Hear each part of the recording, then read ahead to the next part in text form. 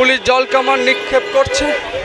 প্রথম ধাপ চাকরি করে, দ্বিতীয় ধাপ চাকরি করে, অথচ আমরা কেন রাজপথে থাকবো? আমরা তো চাই না আমরা রাস্তায় পড়ে থাকি। 6 মাসের বাচ্চা নিয়ে আছি, কই উপরমহল থেকে তো আমাদের জন্য দুর্ভোগের যে সৃষ্টি হচ্ছে সেই ব্যাপারে কর্ণপাত করছে না। আমাদের দাবি এখন পর্যন্ত মেনে নেওয়া হয়নি, এই জন্য এখন আমরা রাজপথে আছি, আমরা শাহবাগে আছি।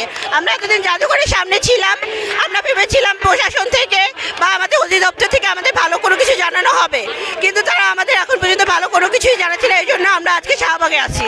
আমাদের যে জনদুর্ভোগের সৃষ্টি করছি, আমরা যে লাগাতার 8 দিন যাবৎ রাস্তায় রাত দিন ছোট ছোট বাচ্চা 6 মাসের বাচ্চা নিয়ে আছি, কই উপরমহল থেকে তো আমাদের জন্য দুর্ভোগের যে সৃষ্টি হচ্ছে সেই ব্যাপারে কর্ণপাত করছে না।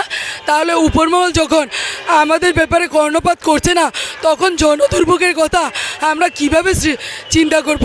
কারণ আমরাও তো রাস্তায় আছি, লাগাতার 8 দিন যাবৎ রাস্তায় ঘুমাচ্ছি, আমাদের তো বাড়িঘর নাই, আমরা তো মরে গেছি, এই যে মরে গেছি, কাফনের কাপড় পরে এসেছি। তো আমাদের যদি বর্তমান সরকার সুপারিশপ্রাপ্ত করা সত্ত্বেও যোগদান নিশ্চিত না করে ঘরে ফিরিয়ে না দেয়, তাহলে আমরা কিভাবে জনদুর্ভোগের কথা চিন্তা করব? আমাদের জীবন আজ হুমকির পথে, আমাদের জীবন আমাদের দেওয়ালে পিঠ থেকে গেছে। 6